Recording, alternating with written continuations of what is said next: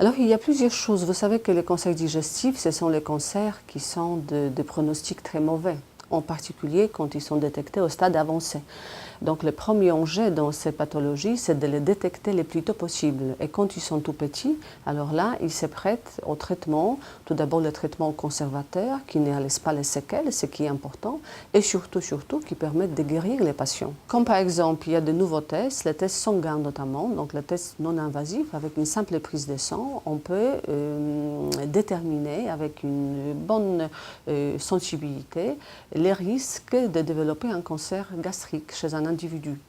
Donc, en réalisant ces tests, on peut dire, voilà, vous êtes dans un groupe à risque très élevé. Dans ce cas, il est important de réaliser une fibroscopie. Ou bien, vous êtes dans un groupe où le risque est quasiment nul, c'est jamais zéro, mais vraiment minime. Et dans ce cas, on peut dire, voilà, on n'a pas besoin de réaliser cet eczéma dans l'immédiat.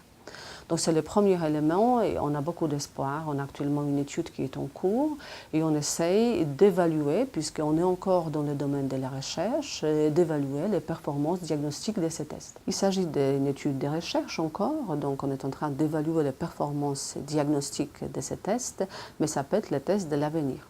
Si on fait l'endoscopie, alors là, on a également de nouvelles techniques, les techniques d'endoscopie qui nous permettent de regarder et de voir de manière beaucoup plus précise, beaucoup plus détaillée, quasiment à l'échelle microscopique, la muqueuse gastrique, la muqueuse de l'œsophage, et de détecter les petites lésions qui ne seraient pas visibles avec les techniques standards, et ensuite de les enlever avant qu'elles se transforment en cancer plus agressif.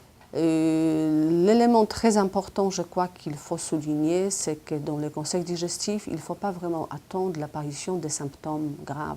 Quand on commence à maigrir, à perdre que 10 ou 15 kilos, qu'on a des douleurs insupportables, très souvent, ce sont des symptômes de lésions déjà évoluées. Et le plus souvent, ce sont des lésions qui sont difficiles à traiter. Et notre chance de guérison, elles ne sont pas nulles, hein, parce que nous avons également les approches, de nouvelles approches dans le traitement de cancers avancés. Mais évidemment, nos chances de guérison sont beaucoup moins bonnes que dans les lésions précoces. Si vous avez le cancer de l'estomac dans la famille, votre père, votre mère ou la tante ou les parents, là, il est très clair qu'il faut absolument venir voir le gastroentérologue qui va lui proposer l'eczéma. Si vous avez parfois, il y a des patients qui le savent.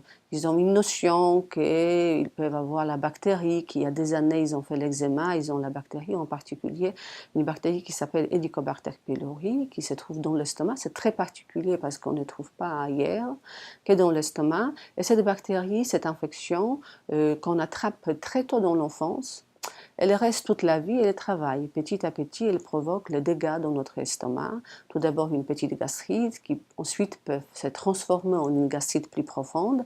Et enfin, si on n'intervient pas, si on n'enlève pas la bactérie, eh bien, petit à petit, après des années, ça peut se transformer en cancer.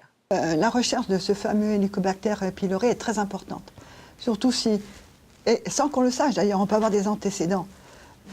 Or, mon papa, mon père, il avait ces reflux, aussi d'un cancer de l'estomac, donc, qui naturellement n'a pas été diagnostiqué, puisqu'il n'y a pas eu de recherche, il n'y a pas eu de traitement, rien du tout. Et à partir du moment où il commence à vraiment être catastrophique, c'est terminé, c'est trop tard. Quand on sait que dans la famille ou d'autres ont ce même problème, et surtout si ces symptômes persistent et réapparaissent de plus en plus fréquemment, là, il ne faut pas hésiter. Il ne faut pas hésiter, il faut aller voir son généraliste, c'est rien, on fait cette recherche.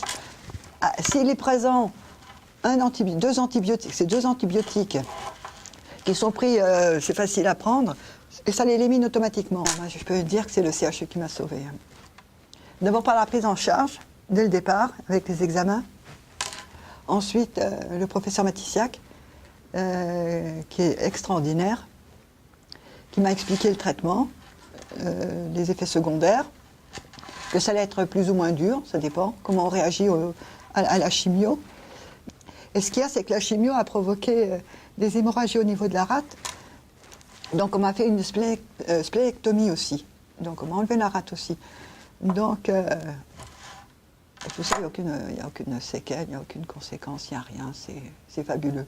J'estime que quand on commence à avoir ce genre de problème, de bassine, il faut quand même aller à l'hôpital. Que ce soit les médecins, que ce soit les infirmiers, que ce soit les aides, tout le monde. Tout le monde est franchement extraordinaire. Et moi, je les remercierai jamais assez.